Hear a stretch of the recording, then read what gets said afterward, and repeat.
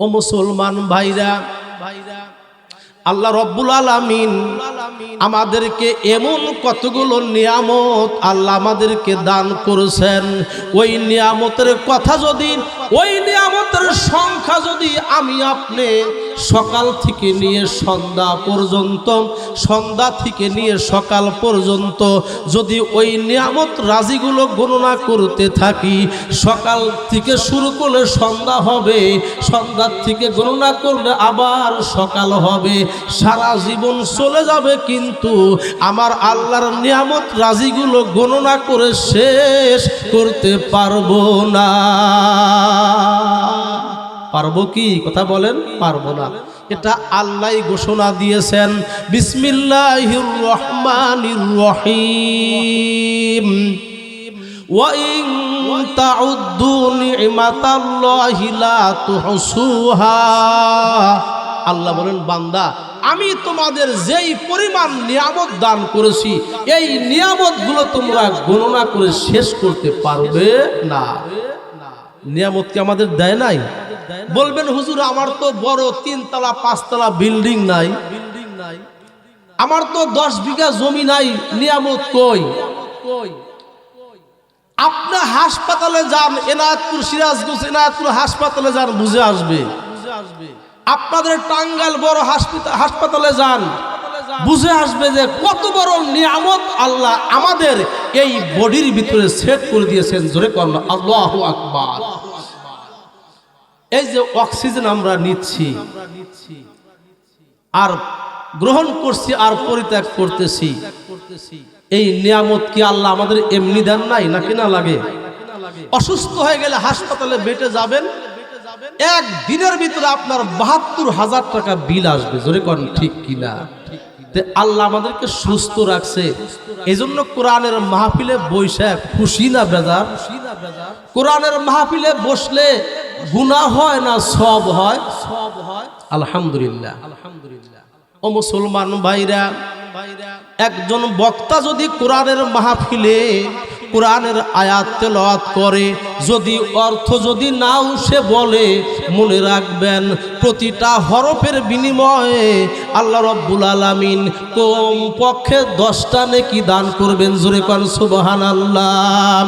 আল্লামা বুসরির ভাষায় ফাদুররু ইয়াজদাদু হুসনান, ফাদুররু ইয়াজদাদু হুসনান ওয়া হুয়া মুনতাজিমুন ওয়ালা ইয়ানকুসু কদরান, ওয়ালা ইয়ানকুসু কদরান গায়রা মুনতাজিমিন। মুক্তা মানিক গাথলে মালায় বারে বটে তাহার শোভা, মুক্তা মানিক গাথলে মালায় বারে বটে তাহার শোভা, না গাথলেও একই সমান একই মনোলোভা। জোরে কোন সুবহানাল্লাহ। মুক্তা আর মানিক দিয়ে যদি আপনি মালা গাথেন, দেখতে ভালো দেখা যাবে না? কথা বলেন, দেখা যায়। যদি আপনি মালা নাও গাথেন, যদি একটা পিরিজের ভিতরে রেখে দেন, তারপরেও তার নিজস্ব সৌন্দর্যের কারণে ভালো দেখা যাবে। জোরে কোন ঠিক কিনা? তেমনি কোরআন করলে বয়ান, তেমনি কোরআন করলে বয়ান দীপ্তি বাড়ে লোক সমাজে, না করলেও বয়ান তাতে, না করলেও বয়ান তাতে কোনোই ক্ষতি নেই কোরআনে। জোরে কোন সুবহানাল্লাহ। এবার সকলে আমার সাথে সাথে পড়ুন, আউযু বিল্লাহি মিনাশ শাইতানির রাজিম। বিসমিল্লাহির রহমানির রহিম। পরম দাতা ও দয়ালু মহান আল্লাহর নামে শুরু করলাম। কার নামে? কথা বলেন, আল্লাহর নামে। পবিত্র কোরআনুল কারিমের ভিতরে মোট সূরা হলো 100 কয়টা? 14টা। আলহামদুলিল্লাহ। কয়টা সূরা? 114টা সূরা আছে। তার ভিতরে সূরায়ে তওবা ব্যতীত সব সূরাগুলোর আরম্ভে আর প্রারম্ভে আল্লাহ রাব্বুল আলামিন বিসমিল্লাহির রহমানির রহিম লিখে দিয়েছেন। জোরে কোন ঠিক কিনা? মুসলমানের প্রতিটা কাজ হবে আল্লাহর নাম নিয়ে। জোরে কোন ঠিক কিনা? বলবেন হুজুর কি লাভ হবে? খলিফাতুল মুসলিমিন হযরতে আবু বকর সিদ্দিক রাদিয়াল্লাহু তাআলা আনহু থেকে বর্ণিত, আল্লাহ রাসূল বলেন, ওয়া ক্বালা রাসূলুল্লাহি মুহাব্বাতান, বলুন সাল্লাল্লাহু আলাইহি ওয়াসাল্লাম, মান ক্বালা বিসমিল্লাহির রহমানির রহিম কাতাবাল্লাহু লাহু আশারাতা আলাফি হাসানাতান। জোরে কোন আল্লাহু আকবার। নবী আমার বলেন, আমার যদি কোনো উম্মত যদি একবার বিসমিল্লাহির রহমানির রহিম পাঠ করে, আল্লাহ রাব্বুল আলামিনের ফেরেশতারা তার আমলনামায় আল্লাহ 10,000 নেকি লিখে দেয়। জোরে কোন সুবহানাল্লাহ। তাহলে একবার বিসমিল্লাহ শরীফ পাঠ করলে আমলনামায় 10,000 নেকি দেন ফেরেশতারা। ও মুসলমান ভাইরা, আল্লাহ রাসূল বলেন, ওয়া মাহা আশারাতা আলাফি সাইয়্যাতান, আপনি একবার বিসমিল্লাহ পড়বেন, আমার নবী বলেন 10,000 নেকি দান করবেন, আর আমলনামা থেকে আল্লাহ রাব্বুল আলামিন 10,000 সগীরা গুনাহ মাফ করে দিবেন। ওয়ারফা লাহু আশারাতা আলাফিস দারাজাতান, আল্লাহ পর্যন্ত পৌঁছার যতগুলো মাধ্যম আছে, যতগুলো স্তর আছে, আল্লাহ রাব্বুল আলামিন 10,000 স্তর আল্লাহ বাড়ায় দিবেন। জোরে কোন সুবহানাল্লাহ। এটা হলো বিসমিল্লাহ। অন্তত আজকের মাহফিল থেকে এই আমলটা নিয়ে যায়। মনে থাকবে তো ইনশাআল্লাহ। আমাদের মিডল ইস্টের ভিতরে সবচাইতে বড় মুহাদ্দিস ছিলেন আব্দুল্লাহ ইবনুল মুবারক। নাম কি? আব্দুল্লাহ ইবনে মুবারক। তিনি লিখছেন এবং আল মুনাব্বিহাত নামক কিতাবের ভিতরে হাফেজ ইবনে হাজার আসকালানী রহমাতুল্লাহ আলাইহি আমার নবীর একটা হাদিসের রেফারেন্স দিয়ে লিখছেন, যদি কোনো এই উম্মত যদি খানা খাওয়ার শুরুতে যদি বিসমিল্লাহ বলে আর খানা খাওয়ার শেষে যদি আলহামদুলিল্লাহ অন্তত বলতে পারে, তিনি বলেন যে উম্মত 60-70 বছর যতদিন দুনিয়াতে বেঁচে থাকবে, যতই উন্নত মানের খাবার সে খাক না কেন, আল্লাহ তাআলা পরকালে খাবারের হিসাব নেবেন না। জোরে কোন সুবহানাল্লাহ। আমল তো আমরা করবো ইনশাআল্লাহ। কারা কারা আমল করবো? দুটি হাত তুলে আল্লাহকে দেখান তো। নারায়ে তাকবীর। আল্লাহ তুমি কবুল করো। জোরে কোন আল্লাহুম্মা আমিন। মুসলমান ভাইরা, আমি আপনাদের সামনে সূরা বাকারার প্রথম রুকু থেকে আমি একটি আয়াতে কারিমা আমি তেলাওয়াত করেছি, আর সূরা হিজরের লাস্ট আয়াত আমি আপনাদের সামনে তেলাওয়াত করেছি। অল্প সময়ের মধ্যেই আমি আমার পঠিত আয়াতের অনুবাদ এবং আংশিক তাফসীর করব ইনশাআল্লাহ। আল্লাহ রাব্বুল আলামিন বলেন, ইয়া আইয়ুহান নাসু উবুদু রাব্বাকুমুল্লাযী খালাকাকুম ওয়াল্লাযীনা মিন ক্বাবলিকুম লাআল্লাকুম তাত্তাকুন। জোরে কোন সুবহানাল্লাহ। আল্লাহ বলেন, ইয়া আইয়ুহান নাস, হে লোক সকল, উবুদু রাব্বাকুমুল্লাযী খালাকাকুম মিন ক্বাবলিকুম, তোমরা তোমাদের রবের ইবাদত করো, যিনি তোমাদেরকে সৃষ্টি করেছেন, যিনি তোমাদের পূর্ববর্তী মানুষদেরকে সৃষ্টি করেছিলেন। তোমরা ওই আল্লাহর ইবাদত করো, লাআল্লাকুম তাত্তাকুন, যাতে করে তোমরা আল্লাহ ভীরু হতে পারো, আল্লাহ ওয়ালা হতে পারো। জোরে কোন আল্লাহু আকবার। ও মুসলমান ভাই বাবাজিরা, আল্লাহর নির্দেশ দিচ্ছেন তোমরা আমি আল্লাহর ইবাদত করো। ও মুসলমান ভাইরা, ও টাঙ্গাইলের মুসলমান ভাইরা, আমি আপনি কতদিন আল্লাহর ইবাদত করব? শুধু কি শুক্রবারে শুধু কি নামাজ পড়ব?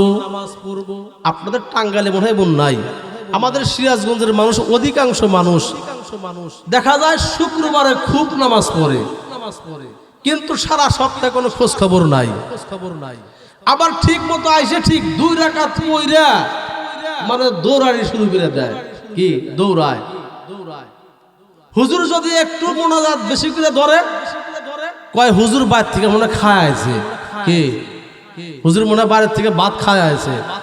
আর যদি নামাজ শেষে যদি মোনাজাত ছোট্ট করে ধরে, কয় হুজুরের মনে হয় দাওয়াত আছে আজকে। সুবহানাল্লাহ। কি কয়? মনে হয় হুজুরের দাওয়াত আছে। কোন দিকে যাব হুজুর? আল্লাহু আকবার। ও মুসলমান ভাইরা, কতদিন আমি আপনার আল্লাহর ইবাদত করব? আল্লাহ রাব্বুল আলামিন এই আয়াতের তাফসীর অন্য আয়াত দিয়ে আল্লাহ রাব্বুল আলামিন করেন। মুসলমান ভাইরা মনে রাখবেন, তাফসীর হলো 4 প্রকার। কয় প্রকার কথা বলেন? তাফসীর কয় প্রকার? জোরে বলেন 4 প্রকার। 1 নাম্বার হলো গ্রেড 1 তাফসীর হলো তাফসীরুল কোরআন বিল কোরআন।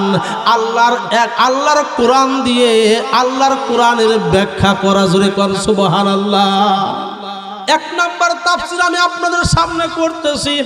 আল্লাহ রাব্বুল আলামিন প্রথম আয়াতে আল্লাহ রাব্বুল আলামিন বললেন, উবুদু রাব্বাকুম, তোমরা তোমাদের রবের তোমরা ইবাদত করতে থাকো।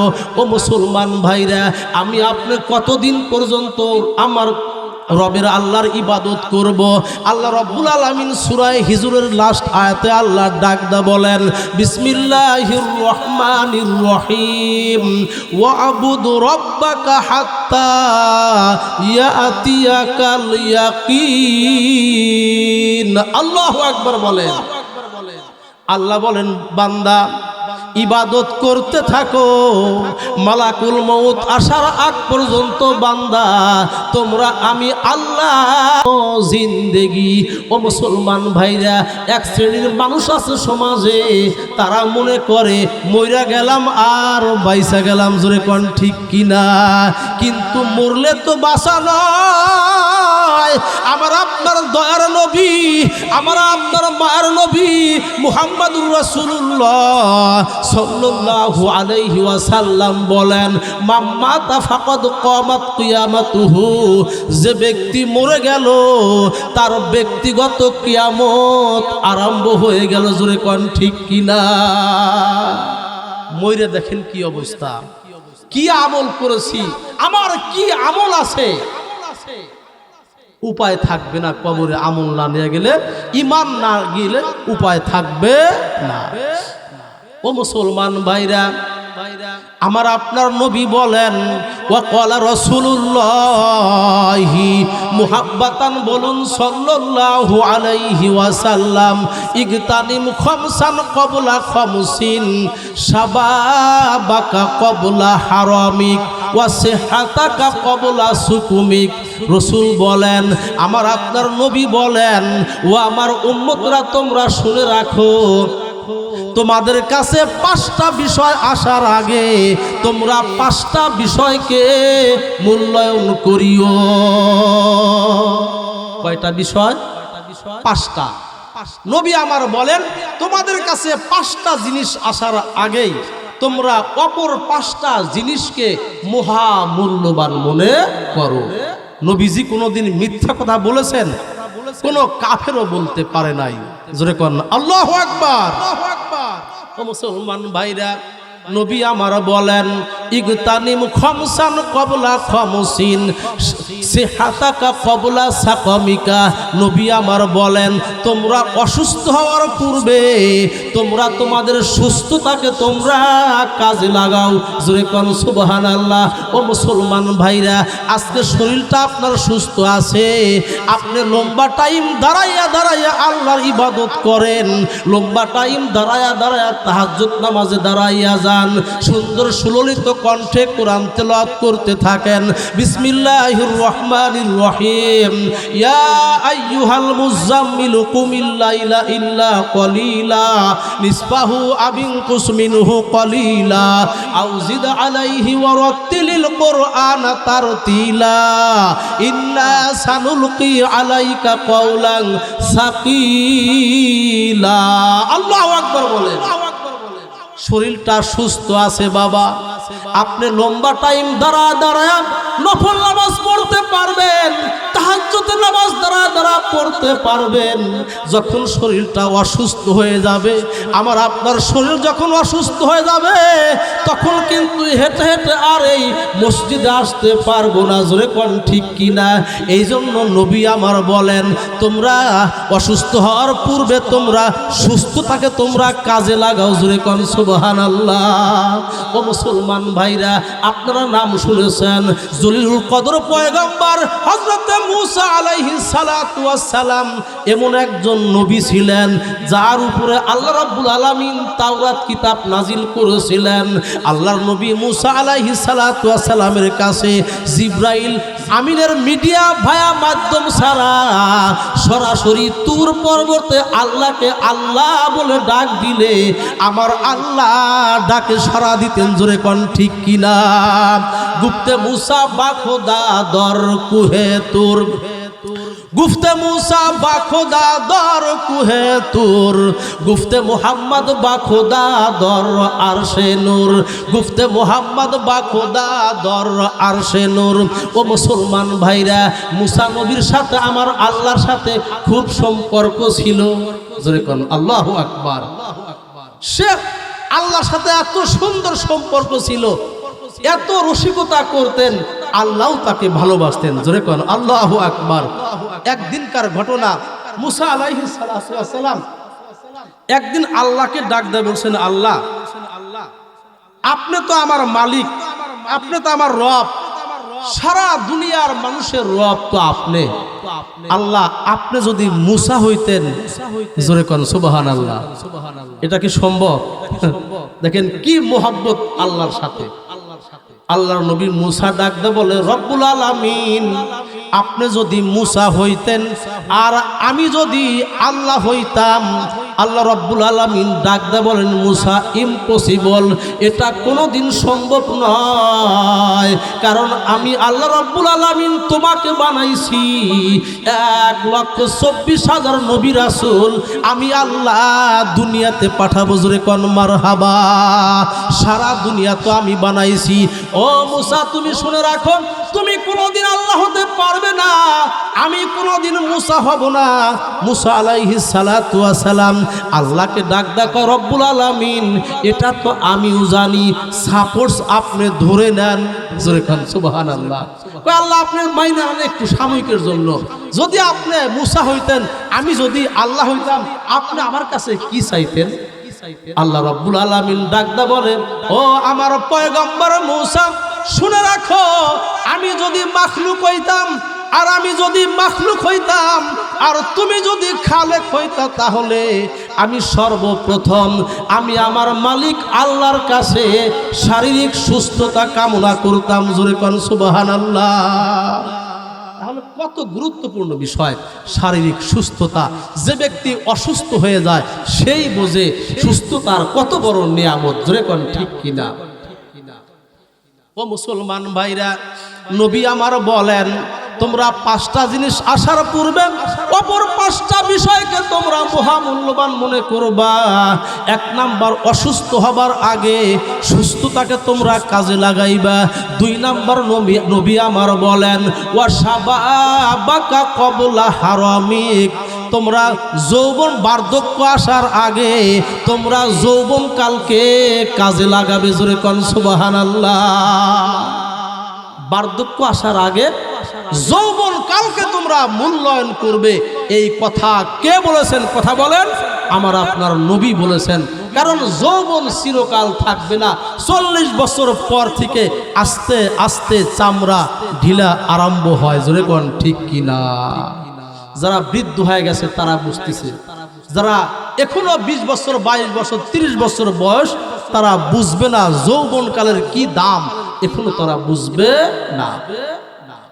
আধ্যাত্মিক কবিতাই তো বলেন, দরজুয়ানি তওবা কারদান শিওয়ে পয়গাম্বারি, দরজুয়ানি তওবা কারদান শিওয়ে পয়গাম্বারি, ওক্তে পীরে গার্গে জলেম মিশাওয়াদ পরহেজগারি, ওক্তে পীরে গার্গে জলেম মিশাওয়াদ পরহেজগারি। একজন আধ্যাত্মিক কবি বলেন, ও দুনিয়ার মানুষরা তোমরা শুনে রাখো, যৌবনকালে তওবা করা হলো আল্লাহর নবীদের অভ্যাস, জোরে কোন মারহাবা। আর বৃদ্ধ বয়সে তওবা করা হলো ওই বনের রাজা রয়্যাল বেঙ্গল টাইগারের স্বভাব, জোরে কোন নাউজুবিল্লাহ। এই জন্য যুবক ভাইরা যৌবন কালেই আল্লাহকে ডাকেন, যৌবন কালে কোরআন শিক্ষা করেন, যৌবন কালে আল্লাহর হুকুম পালন করেন, দেখবেন কত মজা। ও মুসলমান ভাইরা, বাবাজিরা, মনে রাখবেন যৌবনকালের ইবাদত আল্লাহ রাব্বুল আলামিন পছন্দ করেন।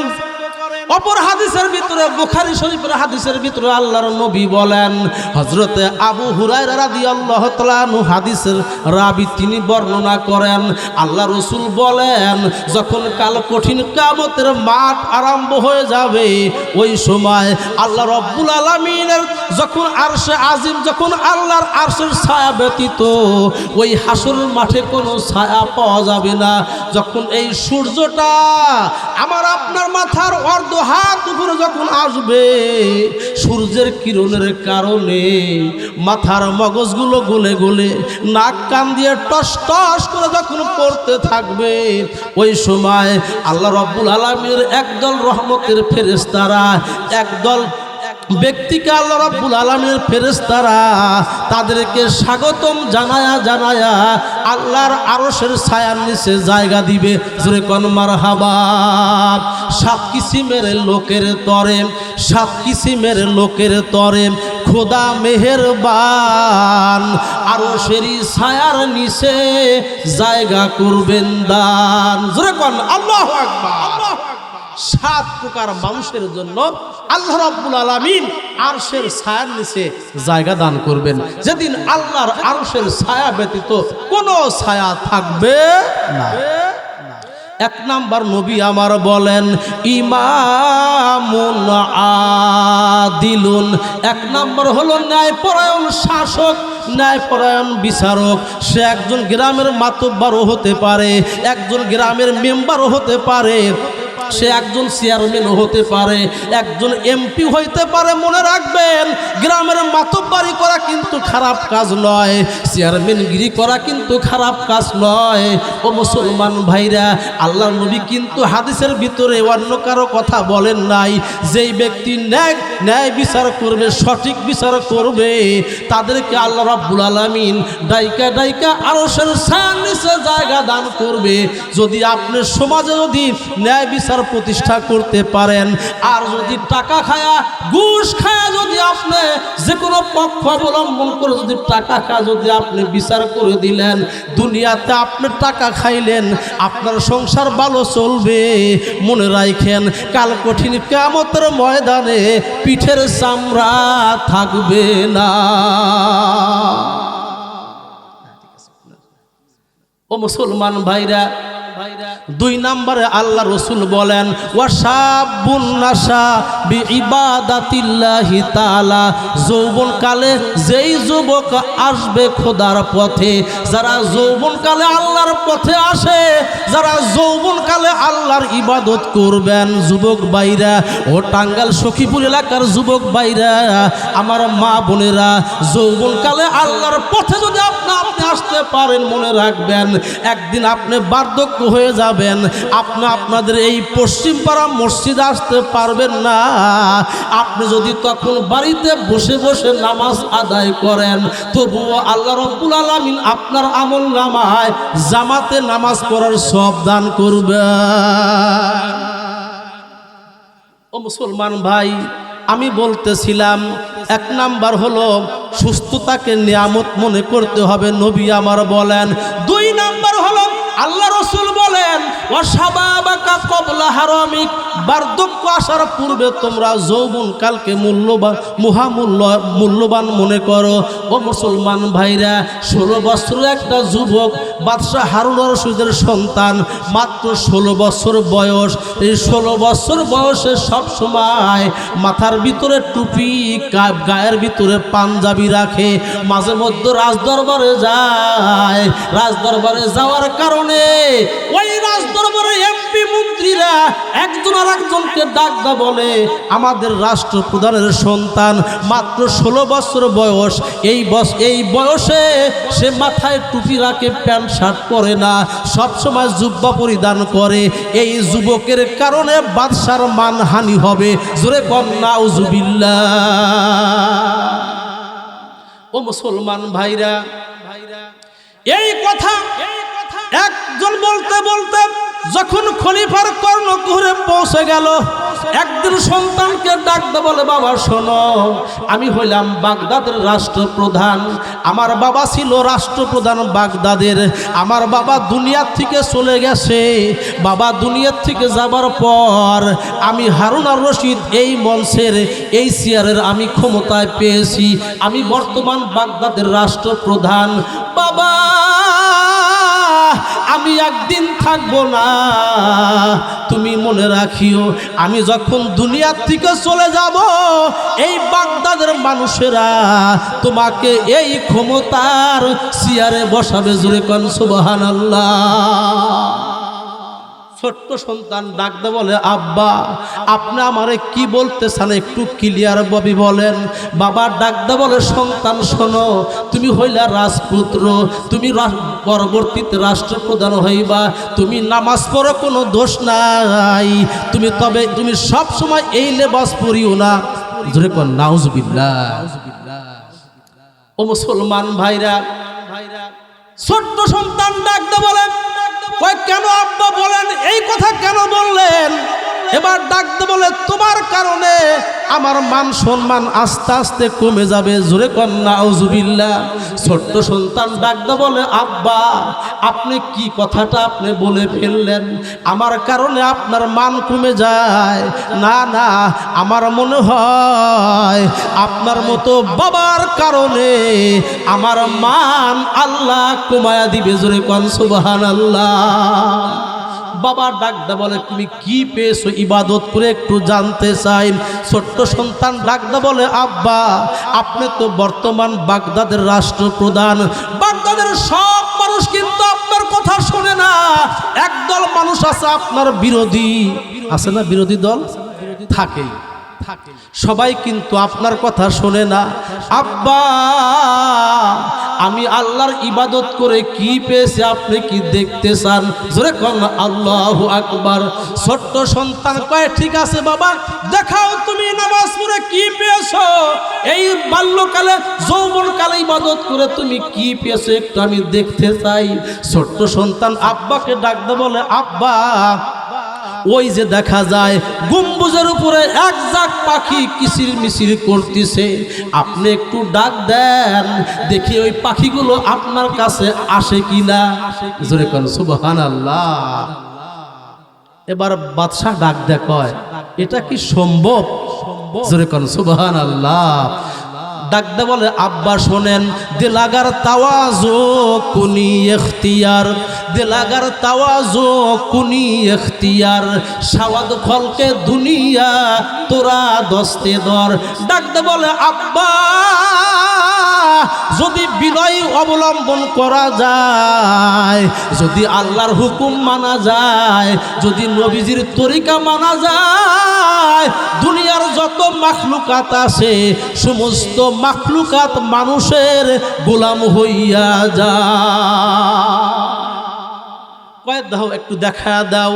ছোট্ট সন্তান ডাকদা বলে, আব্বা তাকায়া থাকেন, ওই যে গম্বুজের উপরে যে পাখিগুলো আছে আপনি একটু তাকায়া থাকেন, আমি আমার মালিক আল্লাহর নাম নিয়ে আমি ডাকবো, আমার মনে দৃঢ় বিশ্বাস ওই পাখিগুলো একটু দেরি করবে না, আল্লাহর নাম দিয়ে উড়াল দিয়ে আমার কাছে আসবে। জোরে কোন সুবহানাল্লাহ। কয় ঠিক আছে বাবা, একটু ডাক দাও তো দেখি তোমার পাওয়ার কত দূর। সুবহানাল্লাহ। ডাকদা বলে, ও পশু পাখি শোনো, তোমাদেরকে যে আল্লাহ বানাইছেন, আমাকে সে আল্লাহ বানাইছেন, তোমাদেরকে যে আল্লাহ রিজিক দেন, আমাকেও সেই আল্লাহ রিজিক দিচ্ছেন। ওই আল্লাহর দোহাই দেয়া বলি, তোমরা একটু আমার কাছে আসো। জোরে কোন সুবহানাল্লাহ। এই কথা বলতে না বলতেই ওই এক জাক পাখি উড়াল দিয়ে ওই ছোট্ট ছেলের কাঁধের উপরে পড়ে গেল। জোরে কোন মারহাবা, আর জোরে কোন মারহাবা। ও মুসলমান ভাইরা, দেখে আশ্চর্য হয়ে গেল। ডাকতে বলেন, শোনো সন্তান শোনো, বুঝতে পারছিস, শোনো, এত কেরামতি দেখানো লাগবে না, তুমি আমার বাড়ির থেকে চলে যাও। এই পোশাক পরলে কিন্তু তোমাকে আমার রাজদরবারে থাকতে দিব না। ছোট্ট সন্তান ডাকতে বলে, আব্বা আপনি কি জানেন না, এই পোশাক শুধু আমি নয়, 1,24,000 নবী রাসূল এই পোশাক পরিধান করছে। জোরে কোন সুবহানাল্লাহ। নবী আমার বলেছেন, আব্বা আপনি জানেন না, আমার দয়ার নবী বলেছেন, ওয়া ক্বালা রাসূলুল্লাহি সাল্লাল্লাহু আলাইহি ওয়াসাল্লাম, লা ইউমিনু আহাদুকুম হাত্তা আকুনা আহাব্বা ইলাইহি মিন ওয়ালিদিহি ওয়া ওয়ালাদিহি ওয়ান নাসি আজমাইন। আব্বা হয়তো আপনি নবীজির হাদিস জানেন না। নবী আমার বলেন, তোমরা ততক্ষণ পর্যন্ত তোমরা পূর্ণাঙ্গ ঈমানদার হতে পারবে না যতক্ষণ পর্যন্ত তোমরা আমাকে, তোমার মা বাবা এবং দুনিয়ার সমস্ত মানুষের চাইতে আমি নবীকে যতক্ষণ পর্যন্ত বেশি ভালো না বাসবা, তোমরা ঈমানদার হতে পারবে না। তুকু যাও সুন্নাতে আহমদ কুজা, তুকু যাও সুন্নাতে আহমদ কুজা, বা মুহাম্মদ কাইবুয়াত নেজবত তোরা, বা মুহাম্মদ কাইবুয়াত নেজবত তোরা। ও মুসলমান ভাইরা, 16 বছরের যুবক সন্তান কয়, ঠিক আছে বাবা তুমি চলে যাও, রাজবাড়িতে তোমার জায়গা নাই। 16 বছরের যুবক সন্তান বাবার মুখে যখন এই কথা শুনলো, ভাই চোখের ভিতরে পানি এসে গেল, দর দর করে চোখ দিয়ে পানি পড়তেছে। আস্তে আস্তে বাড়ির ভিতরে ঢুকছে, ঢোকার পর জনম দুঃখিনী মার সাথে সাক্ষাৎ হয়েছে। জনম দুঃখিনী মা 16 বছরের যুবক সন্তানের চেহারার দিকে তাকায়া দেখে চেহারাটা মলিন হয়ে গেছে, 2 চোখ দিয়ে পানি জর জর করে ছেড়ে দিচ্ছে। ডাকতে বলে, বাবা আব্দুল বাসির, তোমার কি হয়েছে একটু জানতে চাই। তোমার 16 বছর বয়স হলো, কোনোদিন তো তোমার চোখে আমি পানি দেখি নাই। কে তোমাকে আঘাত করলো, আমি তাকে শাস্তি দিব। ওই ছোট্ট সন্তান ডাকতে বলে, মা বাগদাদের কোনো মানুষ আমাকে আঘাত করে নাই, আমার জন্মদাতা আব্বা আমাকে এমন কয়েকটা কথা বলেছে, মা আমার হৃদয়টা ভেঙ্গে চুরমার হয়ে গেছে। মাকে জোড়া ডাকতে বলে, আব্বা এই কথা বলেছে, আমার আব্বা বাড়িতে রাজবাড়িতে থাকতে দিবে না, এই পোশাক পরলে আমাকে এই রাজবাড়িতে থাকতে দিবে না। আব্বা আমারে বিদায় দিয়েছে। মাকে ডাকতে বলে, মা আমি তোমাকে কত কষ্ট দিয়েছি, 9টা 10টা মাস তুমি কষ্ট করেছো, আমাকে পেটে বহন করেছিলে মা, কত কষ্ট করেছো মা। আমার তো মনে চায় না রাজদরবার রাজবাড়ি ছেড়ে আমি চলে যাই, কিন্তু মা আব্বা তো আমাকে অনুমতি দিয়েছে, আব্বার হুকুম তো পালন করতে হবে, আল্লাহর নির্দেশ। আমি চলে যাচ্ছি মা, তুমি আমারে একটু বিদায় দিয়ে দাও, তুমি আমারে একটু দোয়া করে দাও। জনম দুঃখিনী মা সন্তানকে বুকের মধ্যে জড়ায় ডাকতে বলে, শোন শোন রে খোকা শোন, যেহেতু তোর আব্বা তোকে বিদায় দিয়েছে, আমি তো তোর আব্বার উপরে মাতব্বরি করা পারবো না, তবে আমি তোমাকে বিদায় দিতে গেলে আমার কলিজাটা ফেটে যাবে, আমি তো সহ্য করতে পারছি না।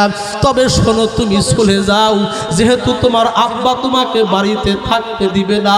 জনম দুঃখিনী মা নিজের হাতটা চেপে ধরে ডাকতে বলে, সন্তান রে শোন, আমি তোকে জন্ম দিয়েছিলাম, আমার পেটে তুই হয়েছিলি, তোকে আমি অনেক কষ্ট করে মানুষ করেছিলাম, তোকে আমি আল্লাহর কোরআন সর্বপ্রথম শিক্ষা দিয়েছিলাম। জোরে কর আল্লাহু আকবার। কি শিক্ষা দিয়েছিল সর্বপ্রথম? আল্লাহর কোরআন।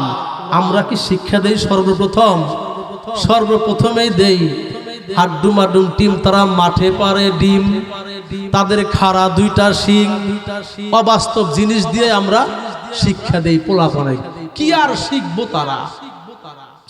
ও মুসলমান ভাইরা, জনম দুঃখিনী মা ডাকতে বলে, শোনো, তোমার হাতের ভিতরে কোরআন তুলে দিলাম, যতদিন পর্যন্ত তুমি বেঁচে থাকবা, তুমি যেখানেই থাকো না কেন, তুমি সকাল হইলেই তুমি পড়বা। সকলে আমার সাথে সাথে পড়ুন, বিসমিল্লাহির রহমানির রহিম, ইয়াসিন ওয়াল কুরআনিল হাকিম, ইন্নাকা লামিনাল মুরসালিন আলা সিরাতিম মুস্তাকিম। জোরে কন্যা আল্লাহু আকবার। মা তাকে বলল, বাবা যেখানেই থাকো না কেন, সকাল হলে সূরা ইয়াসিন পড়বা।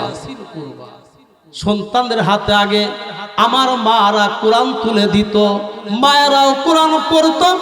ও টাঙ্গাইল জেলার মা, ও সখীপুরের মা বোনেরা, আপনাদেরকে বলছি, আমি আব্দুল আলিম সিরাজি, আমার বয়স মাত্র 40 বছর পার হয়েছে। মা মনে রাখবেন, আগে দেখেছি আমি যখন ছোট্ট ছিলাম, যখন শুক্রবার দিন, বিশেষ করে জুমার দিন যখন রাস্তায় সকালবেলা চলতাম, প্রতিটা বাড়ির ভিতর থেকে মা বোনদের কোরআনের আওয়াজ শোনা যাইত। জোরে কোন ঠিক কিনা? এখন কি শোনা যায় বাবা? আর শোনা যায় না। কেমনে শুনবেন? ঘরে ঘরে ডিশ লাইন দেওয়া আছে, সারা রাত 10টা-12টা পর্যন্ত ওই টিভির রিমোট নিয়ে বিভিন্ন নাটক ফাটক দেখে, 11টার মধ্যে ঘুমায়া যায়, সকালবেলা জাগনা হয় না। যার কারণে দেখা যায় বর্তমান জরিপে দেখা যাচ্ছে পুরুষের চাইতে নারীদের ডায়াবেটিস বেশি। জোরে কোন ঠিক কিনা?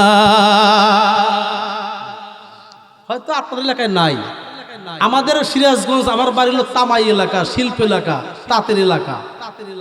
সকালবেলা বার হইলে 2 জন পুরুষ পাইবেন, আর এক লগে কমপক্ষে 6 জন নারী পাবেন। হাঁটতেছে মানে খায়া। আর এখন তার ওই যে গয়লের চারিতে পানিও দেওয়া লাগে না, ডেকিতে চাউলও বানা লাগে না, এখন পিঠা খায় তাও কয় বাঙ্গা নিয়ে সুগা। কি কথা বলেন ঠিক না? মা বোনরা কষ্ট করতে রাজি না। কি কষ্ট করতে রাজি না? কষ্ট করতে মা বোনেরা রাজি না, যার কারণে এই অবস্থা। ও মুসলমান ভাইরা, আমি বলতেছিলাম আগের যুগের মায়েরা সন্তানের হাতে দিত কোরআন, আর বর্তমান যুগের এই আধুনিক যুগের মারা কি বলে? ডাকতে বলে, বেবি রে, ওই যে দেখ টিভির ভিতরে ড্যান্স হচ্ছে, এটা হলো ডিসেম্বর মাস, 16ই ডিসেম্বর আসবে, তোমাকে স্কুলে ড্যান্স দিয়ে তোমাকে পুরস্কার পেতে হবে। জোরে কন্যা নাউজুবিল্লাহ। আগের যুগের সন্তানরা বলতো, যেদিন থেকে শুনেছি মায়ের মুখে কোরআন,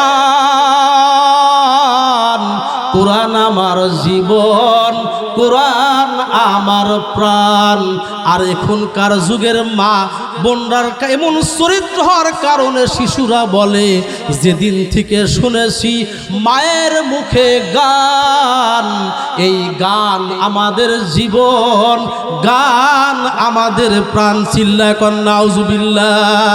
একটু জিকির করি লা ইলাহা ইল্লাল্লাহ। জোরে জোরে।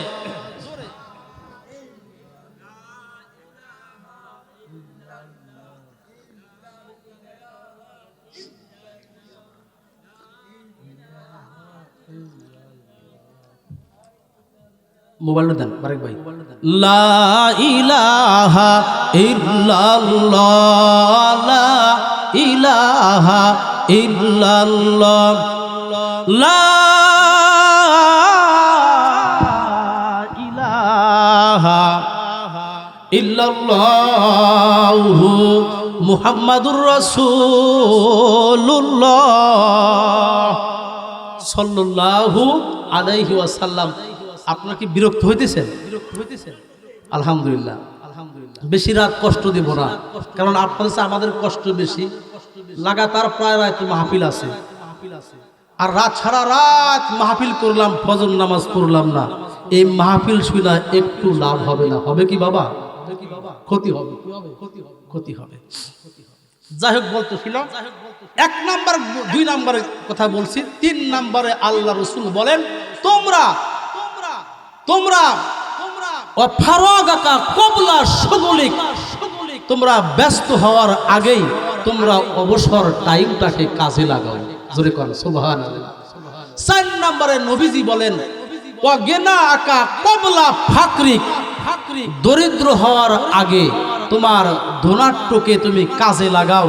আজকে তোমার লক্ষ লক্ষ টাকা আছে, যাকাত দাও, মসজিদ মাদ্রাসায় দান করো, এতিমদের সহযোগিতা করো। 5 নাম্বার নবী আমার বলেন, ওয়া হায়া তাকা ক্বাবলা মাউতিক, মউত আসার আগে বান্দা তোমার হায়াতকে তুমি মূল্যায়ন করো। দেখেন হায়াতের কত দাম। আমাদের বাংলাদেশের সাবেক প্রধানমন্ত্রী খালেদা জিয়া কি অবস্থা বর্তমান রয়েছে হাসপাতালে। একদিক দিয়ে মানুষ তার জন্য দোয়া করছে, আমরাও দোয়া করি আল্লাহ তাআলা যেন তাকে শারীরিক সুস্থতা দান করে। জোরে কোন আল্লাহুম্মা আমিন। কিন্তু আমাদের জবান তো ঠিক নাই, কথা বলেন ঠিক কি না? একদিক দিয়ে দোয়া করে, একদিক দিয়ে মোবাইলে সাংবাদিকরা স্ট্যাটাস দিচ্ছে যে আল্লাহ যেন দান করে। অপরদিকে আজকে আমি মোবাইলে দেখলাম সব সাংবাদিকরা এবং বিভিন্ন চ্যানেলে যারা সাংবাদিক আছে ওরা ভিডিও তৈরি করে রাখছে। জোরে কোন নাউজুবিল্লাহ। কি ভিডিও তৈরি করে রেডি করে রাখছে যে মারা যাওয়ার সঙ্গে সঙ্গে কে আগে ভিডিও ছাড়তে পারবে। জোরে কোন নাউজুবিল্লাহ। আনন্দ লাগে গেছে। কি ওই অবস্থা যদি তোমার হয় কি হবে? জোরে কোন ঠিক কি না? ও মুসলমান ভাইরা, 5টা কথা মনে রাখবেন। আর ছোট্ট একটা কথা বলে আমি আপনাদের সামনে থেকে বিদায় নিব। আপনারা জানেন খলিফাতুল মুসলিমিন হযরত আলী রাদিয়াল্লাহু তাআলা আনহু ঘটনাটা লিখছেন রওজাতুল মুত্তাকিন নামক কিতাবের নাম। কিতাবের নাম কি? রওজাতুল মুত্তাকিন। আর একটা কিতাব হলো নেদায়ে মেহরাব ও মেম্বার।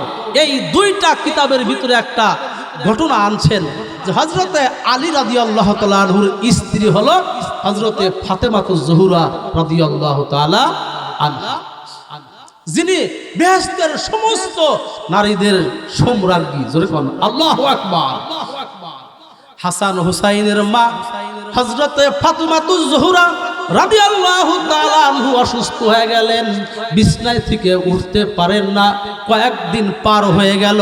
হযরতে আলী রাদিয়াল্লাহু তাআলা আনহু ফাতেমাকে ডাক দিয়ে বলে, ফাতেমা তুমি তো অসুস্থ, তুমি তো দাঁড়াইতে পারো না, তোমার মনের কি আশা, তুমি কি খাইতে চাও একটু বলো। ফাতেমা রাদিয়াল্লাহু তাআলা আনহা ডাক দিয়ে বলে, প্রাণের স্বামী আমার, আপনি একজন গরিব মানুষ কিন্তু আপনার ভিতরে ছিল ইলম। জোরে কোন সুবহানাল্লাহ।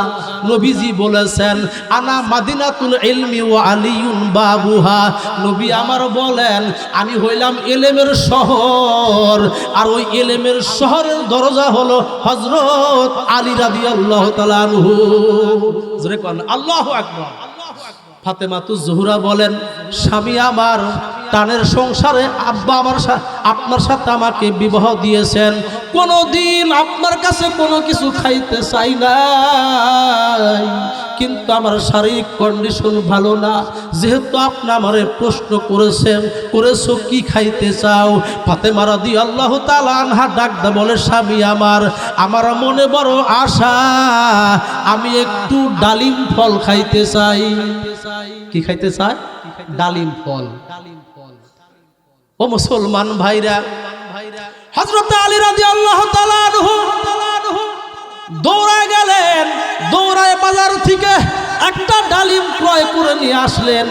একটা মাত্র ডালিম কিনছে, কাছে তেমন টাকা নাই, ওই ডালিমটা পকেটের ভিতরে নিয়ে আস্তে আস্তে রওনা দিলেন।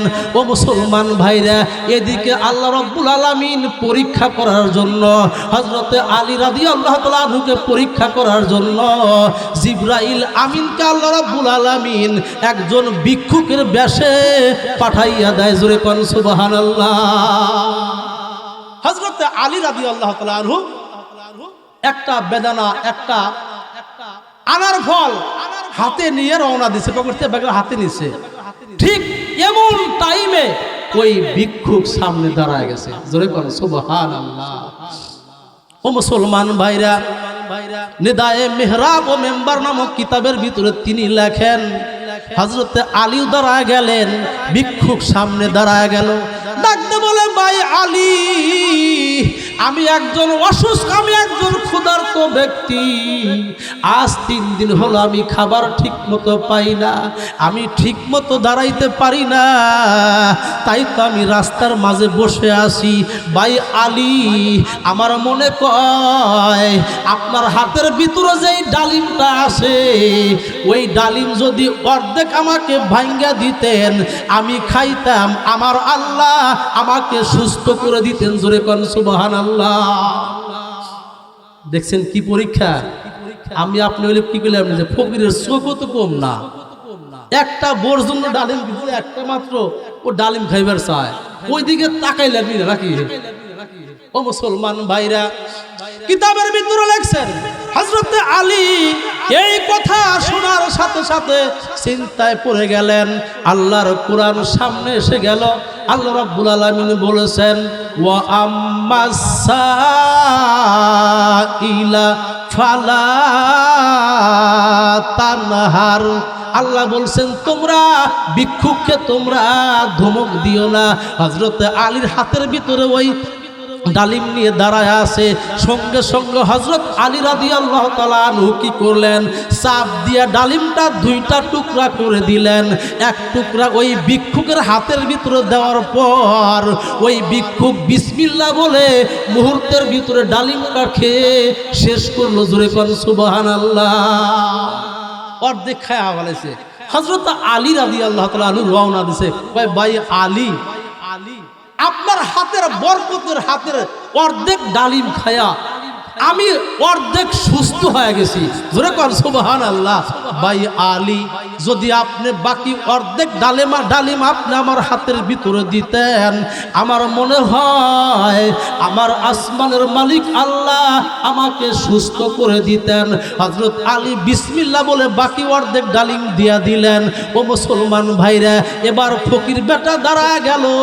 হযরত আলী রাদিয়াল্লাহু তাআলা আনহু চলতে চলতে বাড়ির দিকে চলতেছে, আর মনে মনে কল্পনা করছে, হায় রে, নবীর বিটি ফাতেমা, আমার আদরের স্ত্রী ফাতেমা, তার তো আনার ফল খাওয়া হলো না, আমি ফাতেমাকে কি জবাবদিহি করব, আমি তার কাছে কি উত্তর দিব? হযরত আলী রাদিয়াল্লাহু তাআলা আনহু এই চিন্তা কল্পনা করতে করতে যখন বাড়ির উঠানের ভিতরে ঢুকলেন, তাকায়া দেখে নবীর বিটি ফাতেমা হাতের ভিতরে ঝাড়ু নিয়ে আল্লাহর জিকির করছে আর উঠান ঝাড়ু দিচ্ছে। জোরে কোন মারহাবা। কি উঠতেই পারে নাই কিন্তু হযরত আলীর স্ত্রী, কিন্তু ফাতেমা রাদিয়াল্লাহু তাআলা আনহু এখন পরিপূর্ণ সুস্থ। জোরে কোন আল্লাহু আকবার। হযরত ফাতেমাকে হযরত আলী রাদিয়াল্লাহু তাআলা আনহু ডাকদা বলে, ফাতেমা, বুঝতে পারলাম না, তোমার জন্য আমি ডালিম কেনার জন্য গেলাম, কিন্তু এই অবস্থা, তুমি তো সুস্থ হয়ে গেছো কিভাবে একটু জানতে চাই।